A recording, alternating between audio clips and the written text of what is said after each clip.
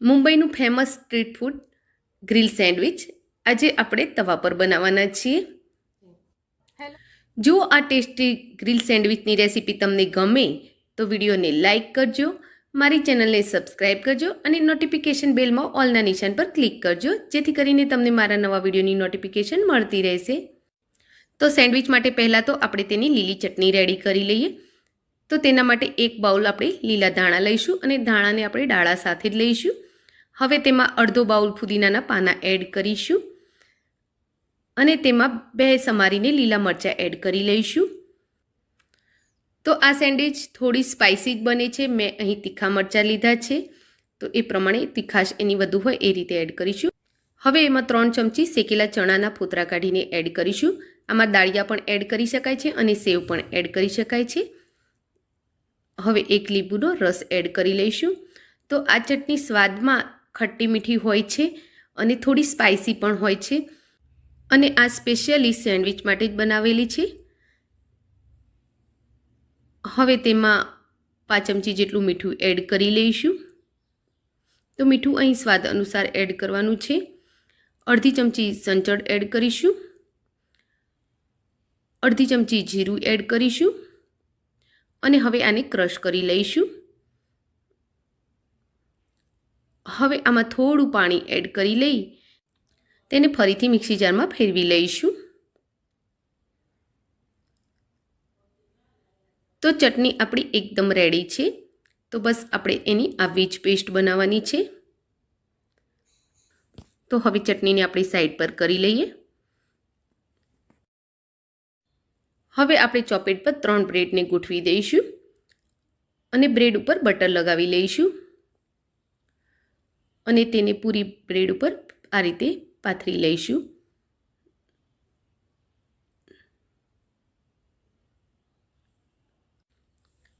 હવે આપણે જે લીલી ચટણી બનાવી છે તો એમાંથી 1 ચમચી ચટણી એના ઉપર મૂકી લઈશું અને એને પણ આખી બ્રેડ પર પાથરી લઈશું.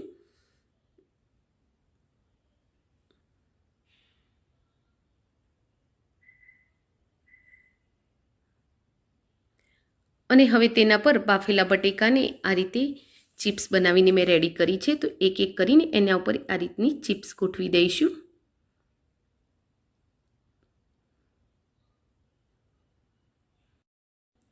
હવે તેના ઉપર થોડો ચાટ મસાલો ભભરાવી લઈશું.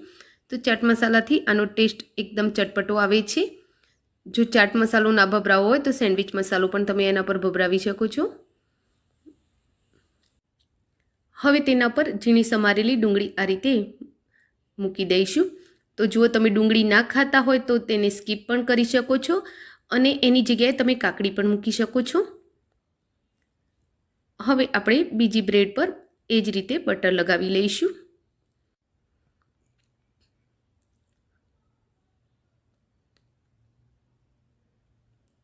બટર લગાવ્યા બાદ હવે તેના પર પણ આપણે લીલી ચટણી આ રીતે પાથરી લઈશું.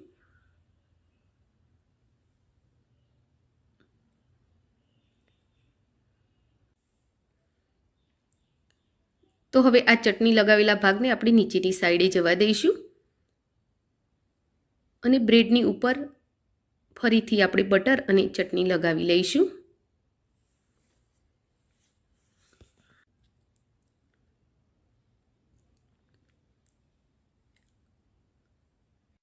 હવે તેની પર ટામેટાની આ રીતની સ્લાઇડ્સ ગોઠવી દઈશું.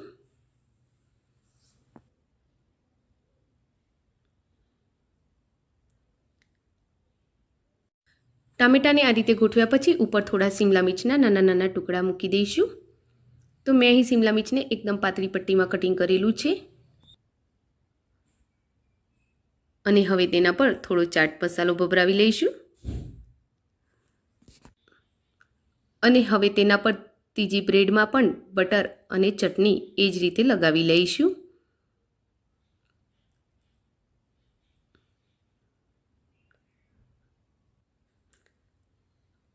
અને આ બ્રેડને પણ સેન્ડવિચ પર ચટણીવાળો ભાગ નીચે જાય એ રીતે ગોઠવી લઈશું અને હવે સારી રીતે તેને હાથ વડે થોડી પ્રેસ કરી લઈશું. તો હવે સેન્ડવિચ આપણે તવા પર બનાવવાના છે તો તેમાં થોડું બટર મૂકી લઈશું. તો તો સેન્ડવિચને ક્રિસ્પી કરવા માટે આપણે બટરનું પ્રમાણ થોડું વધારી રાખીશું, જેથી આપણી સેન્ડવિચ એકદમ ક્રિસ્પી અને એનો કલર એકદમ મસ્ત લાલ આવે. અને હવે સેન્ડવિચને આ રીતે મૂકી દઈશું અને બધી બાજુથી તેને સરખી કરી એના પર એક ડીશ ઊંધી પાડી દઈશું અને એના ઉપર થોડો વજન મૂકી દઈશું, જેથી કરી આપણી સેન્ડવિચ એકદમ સેન્ડવિચ મેકર જેવી જ બને. તો તેને 2 થી 3 મિનિટ માટે મીડિયમ ગેસ પર મેં ચડવી લીધી છે અને હવે આપણે તેના પર બટર લગાવી લઈશું. તો એકવાર ચેક કરી લેવું કે સેન્ડવિચ નીચેથી ક્રિસ્પી થઈ છે કે નહીં. મેં પહેલાં ચેક કરી લીધી હતી, તો નીચેથી સેન્ડવિચ એકદમ ક્રિસ્પી થઈ ગયેલી છે. તો ઉપર આ રીતે બટર લગાવી લેવું અને પછી સેન્ડવિચને આ રીતે પલટાવી લેવી. તો સેન્ડવિચ એકદમ ક્રિસ્પી થઈ ગઈ છે અને તેનો કલર પણ એકદમ સરસ લાલ આવી ગયો છે, તમે જોઈ શકો છો. અને હવે તેને બીજી સાઈડેથી પણ ક્રિસ્પી થવા દઈશું, પણ હવે તેની ઉપર આપણે ડીશ નહીં મૂકીએ. જો ડીશ મૂકીશું તો સેન્ડવિચ આપણી એકદમ સોફ્ટ થઈ જશે અને આપણે સેન્ડવિચને એકદમ ક્રિસ્પી બનાવવાની છે. તો હવે એને આ રીતે ખુલ્લી રાખીને જ એની નીચેની સાઈડ આપણે એકદમ ક્રિસ્પી કરી લેવાની છે. તો સેન્ડવિચ હવે નીચેથી પણ એકદમ ક્રિસ્પી થઈ ગઈ છે, તેની બહારની બોર્ડરથી ખબર પડી જાય છે. તમે જોઈ શકો છો આપણી સેન્ડવિચ બધી જ બાજુથી સરસ ક્રિસ્પી થઈ ગઈ છે. તો હવે તેને આપણે નીચે ઉતારી લઈશું, પણ એકવાર હું તમને બતાવું કે આપણી સેન્ડવિચ કેટલી ક્રિસ્પી થઈ છે.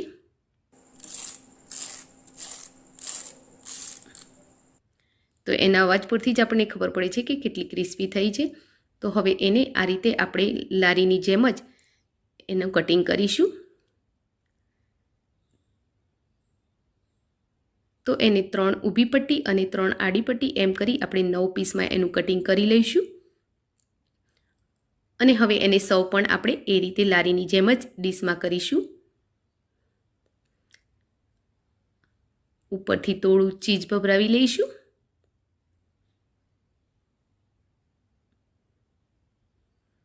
અને થોડા લીલા ધાણા ભભરાવી લઈશું અને સેન્ડવિચની આપણી બનાવેલી લીલી ચટણી આ ટોમેટો કેચઅપ સાથે સર્વ કરી લઈશું. તો બની છે ને આપણી આ સેન્ડવિચ એકદમ પરફેક્ટ લારી જેવી, એના એક લેયરથી અલગ તરી આવે છે. તો ફ્રેન્ડ્સ, તમને મારી રેસીપી ગમી હોય તો વિડીયોને લાઇક અને શેર કરજો અને કોમેન્ટ બોક્સમાં જરૂરથી લખજો કે તમને આ રેસીપી કેવી લાગી. Thank you for watching my video. જય શ્રી કૃષ્ણ.